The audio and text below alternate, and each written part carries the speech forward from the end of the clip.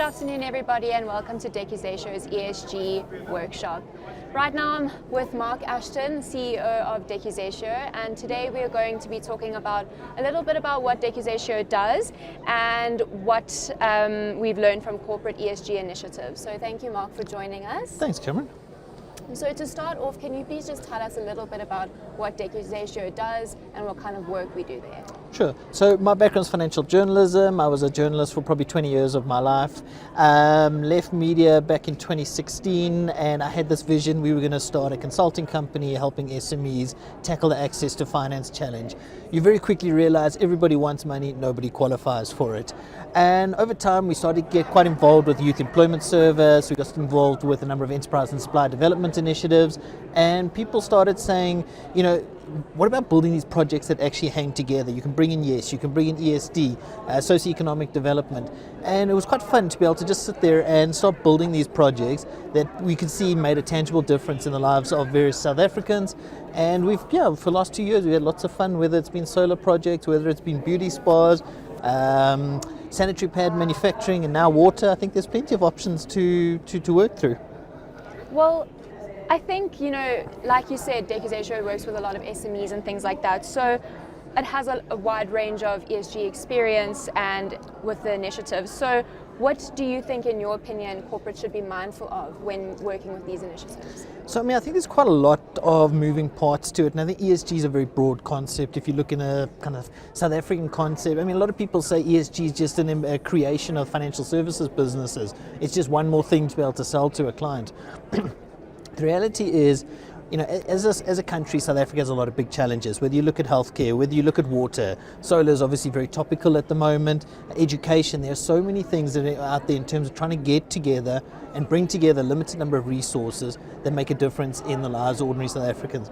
I think if we look at a lot of the projects that are there at the moment, a lot of them very fragmented. A lot of people, they come out of an enterprise and supply development budget, so they're very much focused for 1 year, 2 years maybe, very little sustainability, and very much they're built on this concept of grant funding. So there's not a lot of money going into it and saying, how do I go and build this out for 2, 3, 4, 5 years and ultimately make these things sustainable? Nothing's going to work if you're constantly looking through this lens of how do I put some money into it, get me to the end of 12 months, ticket something on my on a scorecard, and say, okay, I've delivered some sort of impact. If we look at ESG, I think that there's still a gap in terms of what we look at when we look at how to bring the funding together with the projects. And I think people all say, well, I've got an ESG related project. It does something environmental, it does something social, it's got maybe a governance angle, whatever it might be, but it's not hanging together. And I think that's probably one of the big challenges that we're tackling in South Africa at the moment. And why do you think that these projects are important in the South African context? So, very bluntly, we have a very limited resource. Our tax base has been shrinking for the last 10, 15 years. Economic growth, we're just not getting any bigger. The pie is not growing. So we're taking from Peter to Rob Paul. There's so many of these things that are just taking a limited number of resources and hoping that we can make it work. Load shedding is obviously the one that we all saw this problem 20 years ago, and we weren't able to respond to it. Education, we look at the education system in South Africa at the moment. There are so many people who can't read or write and are getting into kind of standard 5, standard 7 or grade 7, grade 9, whatever it might be. And they're going out and then saying, but we can't find jobs. Yeah. The market is just not able to sustain what is being produced at the moment. And so I think we really do need to say, how do we bring a limited number of resources to deliver the maximum amount of impact? And from a corporate perspective, what do you think the biggest challenge is when it comes to onboarding these initiatives? So I think first thing, donor fatigue, whether it is coming out of grant funding, whether it is coming out of socioeconomic development, whether it is coming out of tax breaks, whatever it might be, CSI. Corporates are struggling. If you look at the average corporate in South Africa, if you look at their net profit after tax, if you take enterprise and supplier development, that's nearly 3%, and socioeconomic development, that's nearly 3% of their net profit after tax just going back into the economy to be able to try and sustain these initiatives. Then you look at the skills development. We spend billions every year on skills development initiatives, yet we still have a skills crisis in South Africa. So you're saying there, but every year I'm being taxed on what I'm making. I'm putting it back into the ecosystem, but I'm not seeing the benefits coming out of it. And I think that's one of these challenges that you really want to see is I actually want to see my money working for me. I think as you become whether you're a business owner, like you really do struggle to justify paying tax at the moment in South Africa. If you are an individual in South Africa and you're sitting there, and I mean, I always look at the Tax Freedom Day because it's the concept which always resonates with me. But for those who aren't aware, Tax Freedom Day effectively says, at what point do you stop? Does your annual salary stop paying for the government? And I think this year it falls on, I stand in correction, but I think it was the 1st of June. So in other words, the first 5 months of the year, all you're doing is effectively funding the government with your salary. Yeah. And we can't carry on like that. You don't have lights, you don't have water, you don't have a functioning public transport system. Healthcare is crippled. We have all of these huge inequality in South Africa, and we just don't seem to be able to say, well, here's how I'm using the money that actually can benefit the rest of society. So I see that you're very passionate about this topic. So I think my next question would then be, what is your favorite part about working with these kinds of projects? I like it when I was a journalist, people would come to me and they would say somebody needs to do something. They would always look to journalists to say, I can tell you 20 examples of corruption. Somebody says somebody must do something. It's not me, somebody else must do something. And I think what's fun, if you find the right partners, you end up finding partners who start seeing it's not just about kind of a plaster on something here. They want to build something sustainable. They want to be able to build a project that effectively says 5, 6, 7 years down the line, this will be standing on its own. You spoke to the Blossom team earlier. They tick so many boxes. It is healthcare, there's education, there's women entrepreneurship. But you have to take it and say, I want to invest as a partner for the next 5 years on that project. I want to make it sustainable. I want it to be a real business that those 6 young ladies come to work every day. And it's a career, it's a business that they're able to kind of earn a sustainable living out of. I think in South Africa we've just gotten to this point when we just believe nothing's going to work.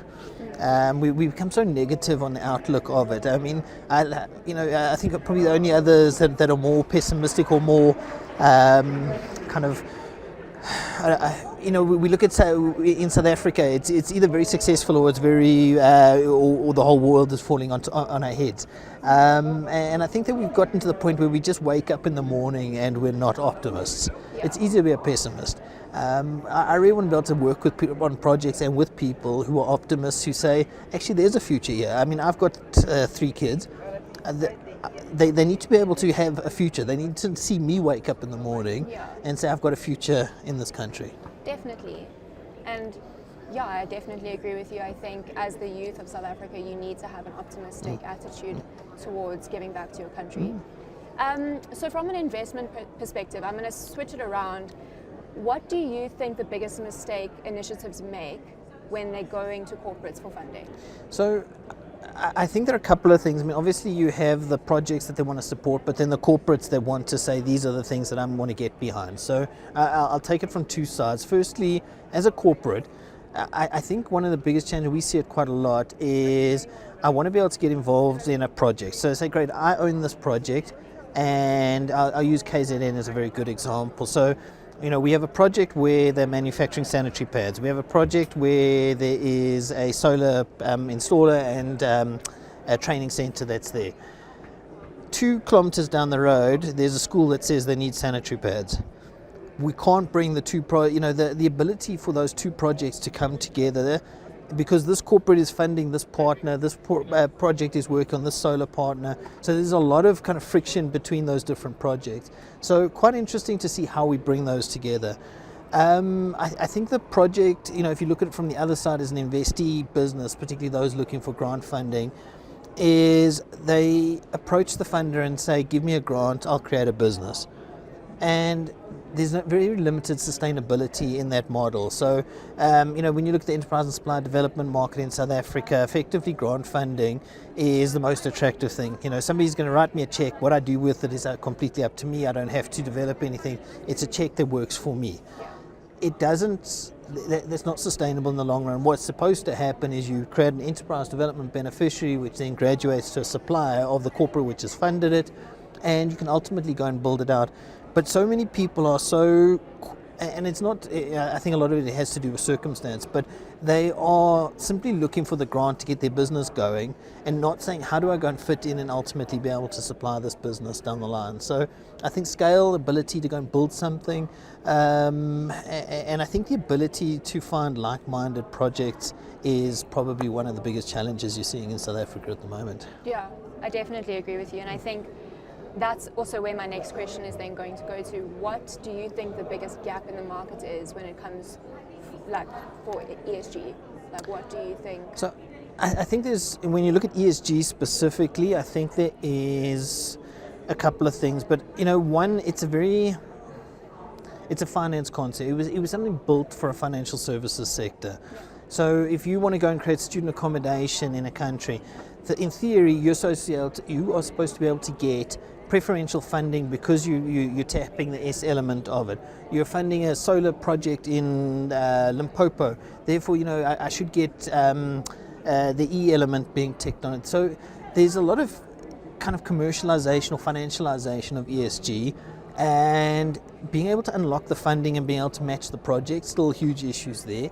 I think everybody says they're doing ESG at the moment, and I mean, we look at it and we debate this internally. Is ESG is a nice buzzword, but how do you actually marry up funding versus project? The second thing is around how you measure it, and I mean, everything, there's the marketing element. So great, I put a solar station on top of a orphanage. Great, there's pat on the back, a good project. But how are you able to measure that? What are you measuring it against? I mean, if you look in the UN, they introduced the Sustainable Development Goals, and they've given very specific things to be able to go and report against. If you bring it back to ESG, it's still very much there's a lot of interpretation that comes into it, and how do you go and bring that together and say, here's my defined goal. The E element of ESG in my business context is what? And then how did I go and measure myself against that? Governance, how do we go and measure governance in it? Either you do things right or you don't do them right. But you want to be able to say, how do you go and measure these things against the E, the S, and the G, and say, actually, this is where my money's gone and this is how I'm seeing an investment return.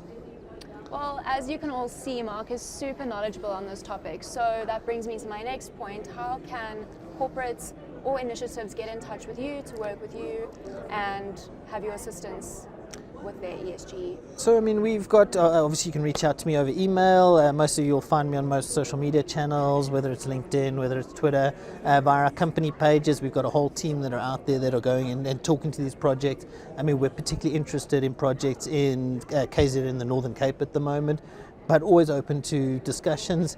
Give us a shout. I think we do cool things, and I want to be able to kind of work on some cool projects. Definitely. Thank you so much for joining us today. Thanks, Cam. And for enlightening us and pretty much summarizing everything that we've spoken about today. Thanks, so Cam. thank you for coming. Cool.